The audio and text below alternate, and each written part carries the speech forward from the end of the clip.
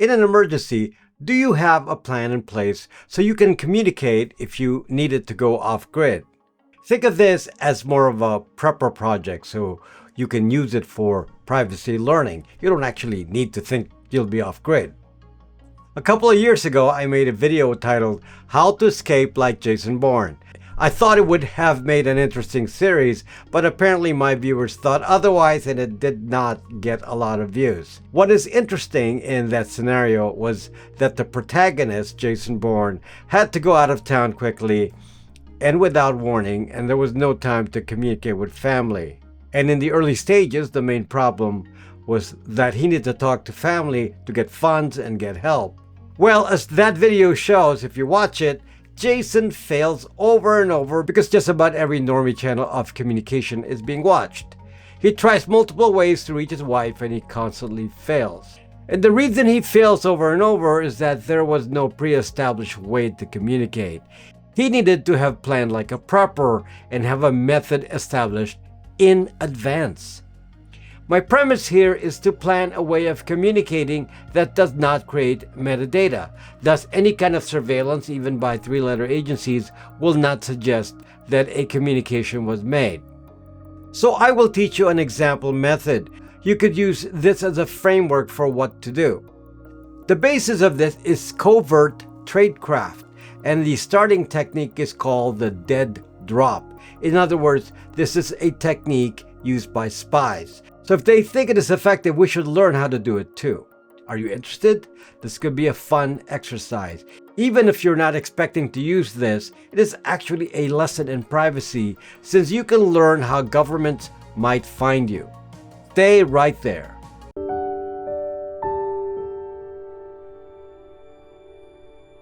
The dead drop was a covert method that was used quite extensively during the Cold War to pass information, instructions, or objects like film between agents.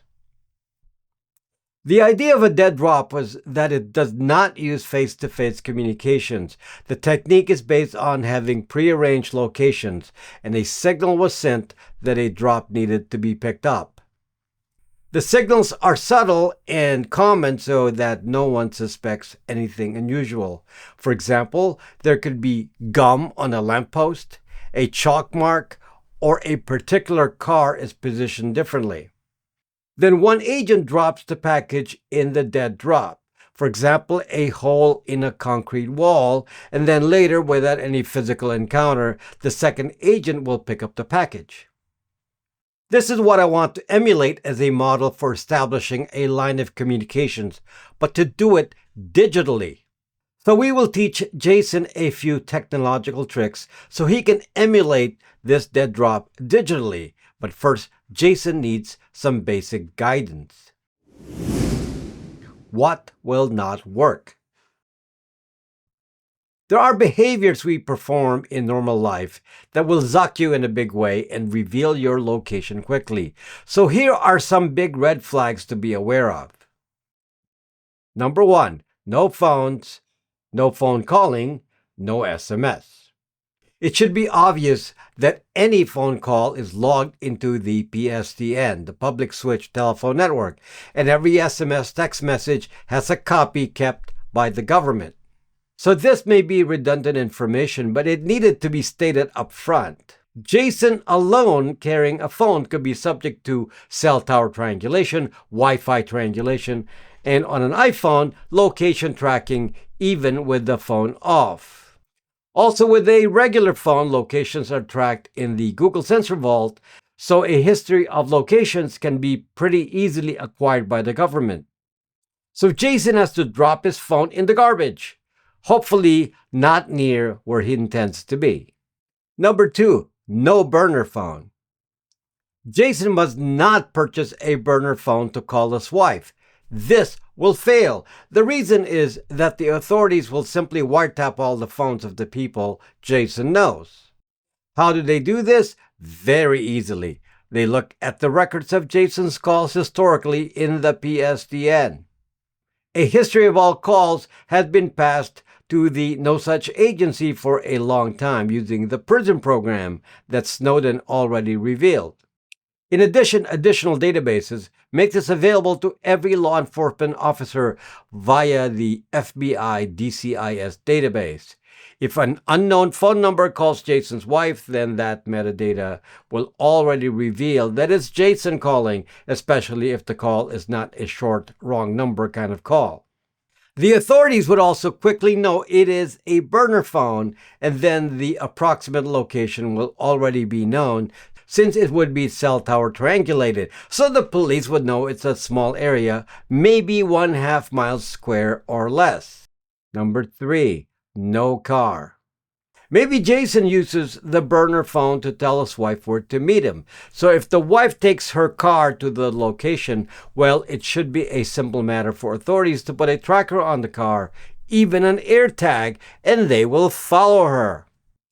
But for both Jason and his wife, the streets of large cities like Los Angeles have license plate readers everywhere. There's a ton where I am. Then the streets here also have cameras that gives tickets out using facial recognition. So driving around in a known car is a big no-no. Number 4, no talking on the internet. The most obvious methods, of course, would be to use apps like Signal because you think you have end-to-end encryption. However, the new AI see what you see technology would allow authorities to see what you see and interrogate your computer's AI. So any new device using Windows, macOS, iOS, Google Android could be subject to client-side scanning. The only devices that would be safe would be those using Linux and a de-Googled OS, or some old version of those popular OSs. It should also be obvious that a public presence on social media is a big no-no. Many of these apps will track your location. Number 5, no credit cards, no PayPal, no Venmo. Any kind of digital payment will automatically signal where you are to a government. The transaction will indicate the vendor, and that vendor could be where you just tried to purchase a burner phone, a store with a surveillance camera. So just like in the movies, you can use these. Prep work. Fortunately, because we're here to have fun, we can pre-plan our escape plan, and there are certain strategic technologies that have to be in place ahead of time. Number 1, Linux OS. For Jason's wife, there has to be access to a Linux computer in the house. Preferably, it should be a device that's commonly used because a sudden change in device during a crisis is metadata that shows some pattern. So let's say that Jason's wife is using a Windows computer. Perhaps it can be configured as a dual boot computer so it can be started with Linux. For this exercise, you do not want to run Linux in a virtual machine.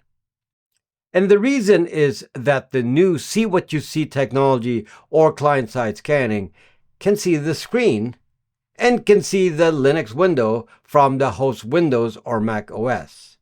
So it should be running standalone Linux. Number 2, the Google phone. For Jason, it would be really handy if his daily driver phone is running a de-Googled OS phone like a Brax 3. Here's why. These phones do not report location to any party, so the threats of a Google sensor vault does not exist. Next, to neutralize the cell tower triangulation, just remove the SIM card and throw it away. In fact, I would not use a SIM card in it from then on. Wi-Fi only from there. Then the phone will actually be safe. Number 3, cash and crypto. You will need cash to make quick moves, so it should always be critical to carry a large enough sum of money for emergencies. Nowadays, the average young person will not even carry $10. It is an essential part of prepping to change this bad habit. If you're even smarter, you would have cash stashed secretly away elsewhere so you can get some in case of an emergency. It can't be at your house since you should expect your house to be surveilled. The easy alternative is to have some amount of Bitcoin available to you. While it is hard to spend large amounts of Bitcoin online, small amounts are still doable and can keep you surviving. Number 4, countering facial recognition. Unfortunately, you do not even have to verify your face in front of a camera to avoid facial recognition. There are too many cameras around, including even being in the background of a photo taken for social media. So the solution is to have new habits. Have sunglasses, a hat, and in winter perhaps a scarf. Just some quick way to change your appearance. Or a face mask to make people think you have COVID. Number 5, voice surveillance. Jason and his family needs to be aware of the possibility of voice surveillance. For example, Alexa Echo devices should be eliminated. In emergencies, everyone in the family should be aware that TVs can be turned into microphones and someone can listen in. And you better dump your Ring cameras. There's a laser listening device that can be pointed at glass windows from outside, and it can be used to listen to sounds inside a house. The laser picks up sound vibrations. Number 6, VPN. I would also be aware that a powerful opponent can easily hack your Wi-Fi and be on your network. So you have to almost assume that your house could be like a public network. The solution is to put all your devices on a VPN. Or to simplify it further, put your entire network on a VPN router. The VPN encrypts the traffic so even someone on the local area cannot intercept it. Number 7, password manager. I leave this for last, but this will actually be key. You need to learn to regularly use a password manager because later this is what we will use as the dead drop package. Later I will explain why this is actually a pretty easy way to get sophisticated without having to learn complicated tricks. The dead drop procedure. Number 1, the package. The first tool in our dead drop arsenal is the password manager database, which will be our drop package. For this example, I will use the password manager KeePass XC. For Android, look for a version called KeePass to Android. So I advise that you install this on all your computers and phones. Most will have the capability to work with KeePass in some way. KeePass keeps its credentials in a database file with a KDBX extension. The interesting thing about a KeePass KDBX file is that it is completely encrypted and the key is based on your master password. Assuming your password is sufficiently long, like 12 to 15 characters with upper, lower numbers, and special characters, then it should be pretty uncrackable in our lifetimes. Now here's the other interesting detail. While KeePass is used primarily to store passwords, there is absolutely no reason you couldn't use it to keep any information you want.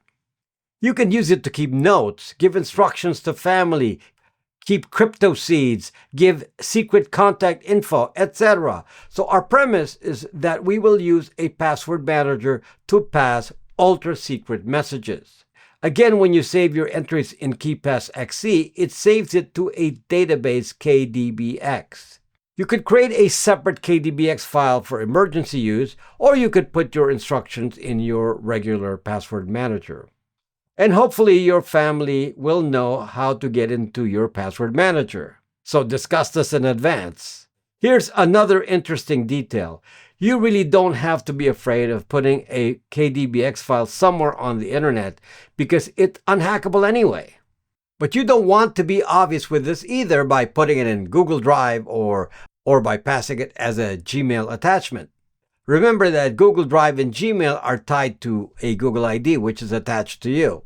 The other thing about a password manager is that it is in common use. So if you're always using a password manager, then there wouldn't be any metadata suggesting some new behavior. Second, a password is protected in the US by the Fourth Amendment. You definitely cannot be required to reveal it to anyone. The dead drop site. The idea of a dead drop site is that it should be easily accessible by all. For example, Jason is running around somewhere possibly without a computer or even a phone. So there may not be access to advanced technological tools or to do anything sophisticated.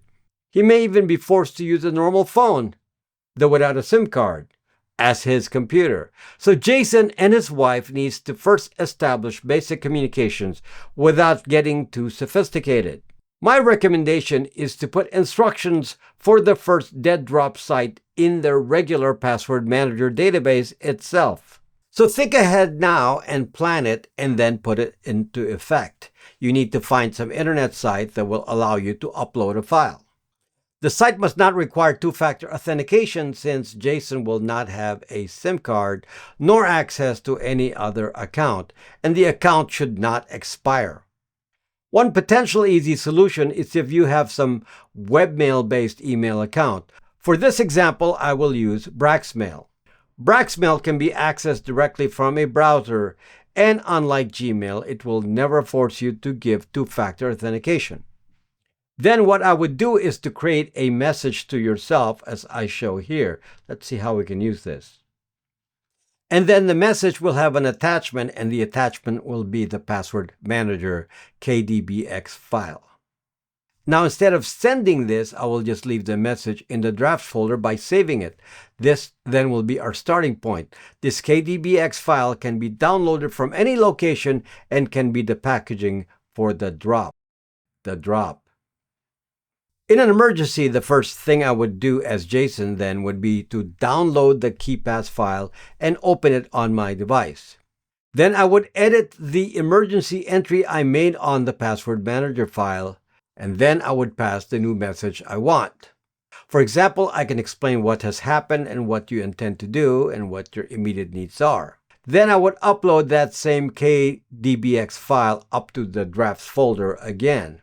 Let's create a sample scenario here on KeePass XC. I will create a new mail and then include the KDBX file as an attachment, and then I will hit save and not send. The pickup. Assuming your wife has read the emergency instructions in the password manager file before, she will know how to read it again when you turn up missing. And then she can log into the webmail of the same email address. So both you and your wife will access the same email account. But neither of you will mail out any new mail. Just so you know, any new message on email will be easily detected if that email is being tracked. But if no external mail is sent, like that being saved in a draft folder, then there is no danger. If you accidentally email the message to yourself instead of saving it to draft, no danger, as intra-domain mail does not leave the server. So your wife should see a new updated draft message in the draft folder. This she can then download and open up on her hopefully Linux device and then read the emergency entry using KeePass XC. Variants. Now, I want to make clear that a variant to this method was used by General Petraeus back in the day when he was having an affair. They used to pass messages to each other using the email draft method. But in this case, we don't have any readable message since the only thing being uploaded is an encrypted password manager database. So our approach has more deniability. Here's a variant I want to introduce though. The idea is that the account should not be obvious. What I don't like about the email method is it's obvious since it would be tied to your family's purchases. The more obscure way, but requires a little bit more training, is to set up a pseudo-anonymous account on social media and upload a file there. Again, using services I run, I will use Braxme as an example, though you can really use any platform that accepts a file to upload as long as they allow a pseudo-anonymous identity and no 2FA. On Braxme, you can set up a free account. It's there forever, and you can upload a file to your My Files folder. Assuming you're using Tor or a VPN to access the platform, then no one should know who the account belongs to, even from metadata. All you have to do is to put the login information with that username and password in the platform. And in this example, Braxme will be the drop location in the password manager emergency notes. And you can then pass a new file upload on that account when needed. If you want to be more obscure, you could rename the file from database.kdbx to database.bin or something, so at least it wouldn't be obvious what it is. But this could add complexity and depends on how techy your family is. Next step.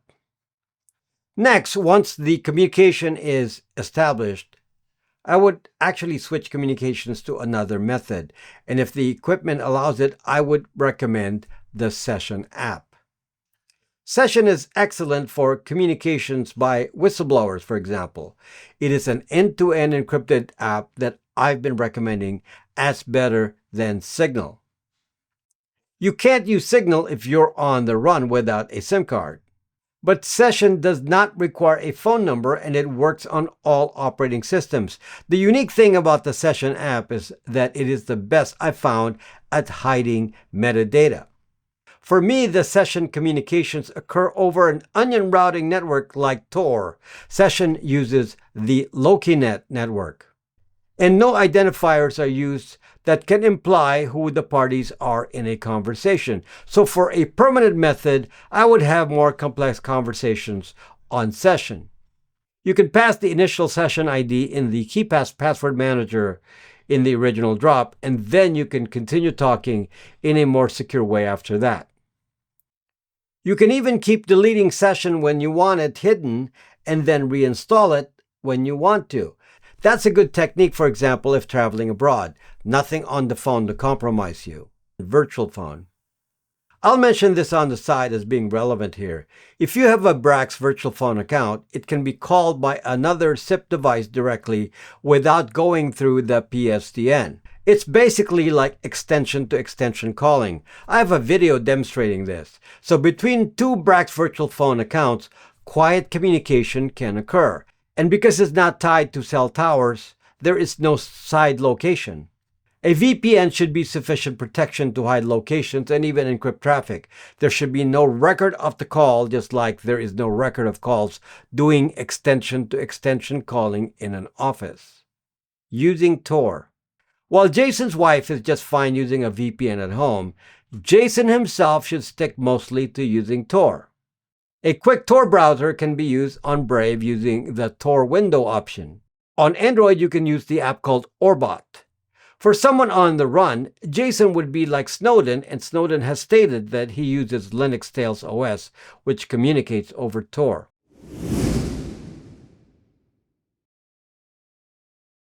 As I suggested, I'm not necessarily expecting any of my followers to be on the run, but it is important prepper knowledge to have ahead of time.